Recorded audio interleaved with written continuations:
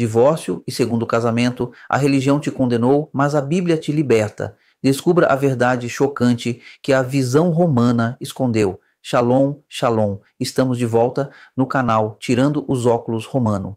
Hoje vamos desentulhar um tesouro que, veja só, mexe com a vida de milhões de pessoas.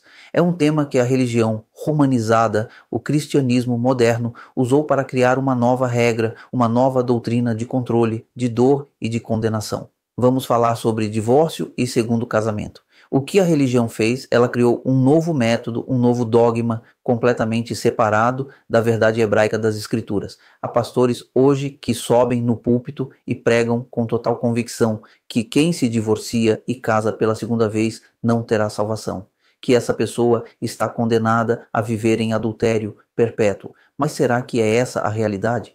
Será que a cultura bíblica, a cultura judaica de onde veio o Messias, via as coisas dessa forma?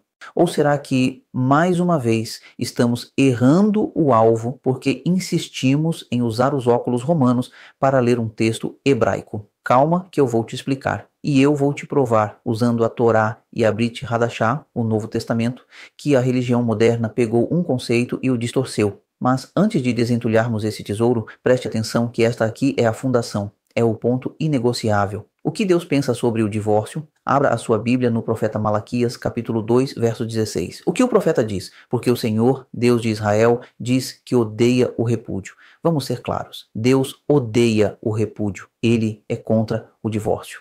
Há uma diferença gritante aqui que a religião cristã não entende. O plano original de Deus desde o Éden é um homem e uma mulher, unidos para sempre. O divórcio é uma tragédia, é uma falha, é o resultado do pecado e da dureza do coração humano, como o próprio Yeshua disse. Por favor, entenda que nós não estamos aqui para fazer apologia ao divórcio.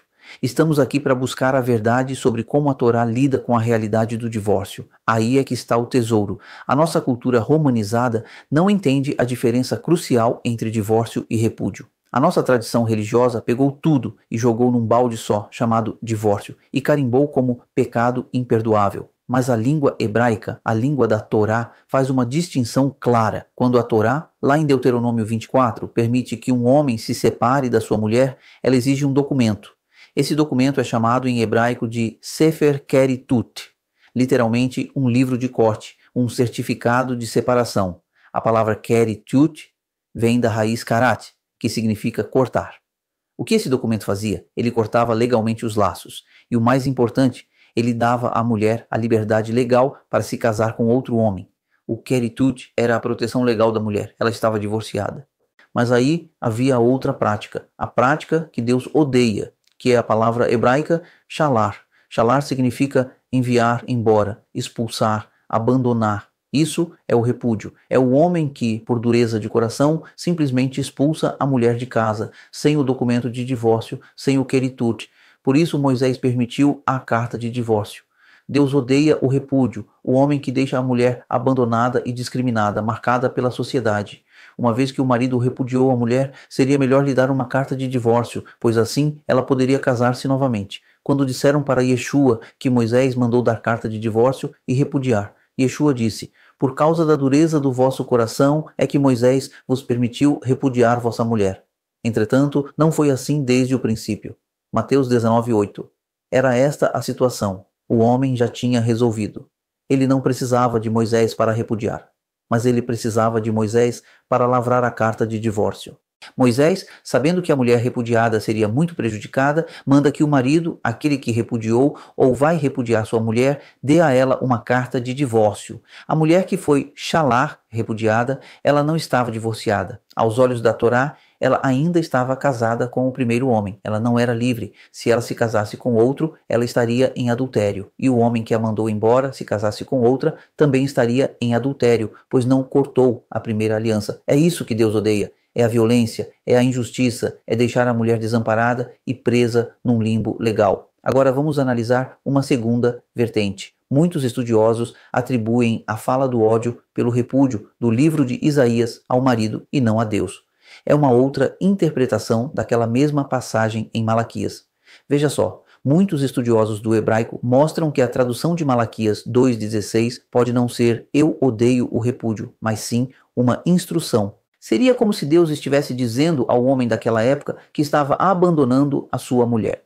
Se você odeia sua mulher, dê a ela a carta de divórcio. Em outras palavras, já que você odeia, pelo menos faça a coisa certa. Dê o queritute para ela. Não haja com violência, não a repudie, não a mande embora de mãos vazias. Você percebe? As duas vertentes, as duas interpretações apontam para a mesma verdade. O que Deus odeia é o shalar, é o repúdio, a violência, a injustiça de abandonar a mulher sem o documento legal que a liberta. E o Novo Testamento, a Brit Hadashah, a tradição romanizada, ignora que o grego também tem essa diferença. Quando Yeshua fala sobre o certificado de divórcio em Mateus 19, a palavra grega que ele usa é apostation, é a tradução grega exata do queritute hebraico, é o documento legal. Mas quando os textos falam sobre deixar a mulher, dispensar, mandar embora, a palavra grega usada é apolu, que é simplesmente deixar ir, é o ato de shalar, de repudiar. Yeshua diz que quem casar com a repudiada, a apolu, comete adultério. Por que comete adultério? Porque ela não está divorciada, ela foi expulsa, mas ela não recebeu a carta de divórcio, o queritute. Ela legalmente ainda pertence ao primeiro marido. A religião moderna, que odeia a Torá, ignora essa distinção legal e por isso cria uma doutrina de condenação que a própria Bíblia não sustenta. E a prova máxima disso, o exemplo que destrói essa teologia perniciosa, está em João capítulo 4. Yeshua vai para Samaria e ele encontra a mulher samaritana no poço. Yeshua oferece a ela a água viva, a salvação. E então ele coloca o dedo na ferida. Veja o que diz aqui em João capítulo 4, versos 16 e 17. Yeshua diz: vai, chama teu marido e vem cá. A mulher responde: não tenho marido. Preste atenção na resposta de Yeshua. Bem disseste, não tenho marido, porque 5 maridos já tiveste, e o que agora tens não é teu marido. Isto disseste com verdade. Vamos desentulhar esse tesouro. Yeshua, que é o verbo vivo, que conhece a Torá perfeitamente, diz que ela teve 5 maridos. Ele usa a palavra marido. Para que eles fossem maridos, ela teve que estar legalmente casada, e para ter 5, ela teve que se divorciar legalmente 4 vezes, exceto, claro, se houve algum falecimento. Yeshua leva boas novas para ela. Ela já teve 4 cartas de divórcio, 4 queritute. Aos olhos da Torá, o passado dela, embora trágico, lembre-se, Deus não aprova o divórcio, estava legalmente resolvido. Mas aí Yeshua aponta para o verdadeiro pecado, o pecado atual. E o que agora tens não é teu marido. Aí está o shalar, aí está o apolu, aí está o adultério. Aquele homem com quem ela vivia naquele momento não era o marido dela. Ela estava repudiada. Ela estava vivendo em pecado agora. Aí eu te pergunto, se a religião romanizada estivesse certa, se não houvesse salvação para quem se casou pela segunda vez por consequência de divórcio, por que Yeshua, o Messias, atravessou um território hostil, quebrou protocolos sociais, tudo para ir levar as boas novas, a água viva, a salvação, exatamente para uma mulher que já havia se divorciado 4 vezes e ainda estava na condição de repudiada? Se o divórcio legal, queritute, fosse uma condenação eterna, Yeshua não teria oferecido salvação a ela. Ele teria dito: você está condenada pelos seus 4 divórcios. Mas ele não fez isso. Ele levou uma palavra de esperança para ela. Muito bem, este é um tesouro que liberta. Deus não aprova o divórcio, mas a Torá faz uma distinção clara entre um divórcio legal e o pecado do repúdio. Se você quer parar de errar o alvo, se você quer sair debaixo do jugo da religião romanizada e entender a verdade libertadora da palavra, se inscreva no canal e ative as notificações.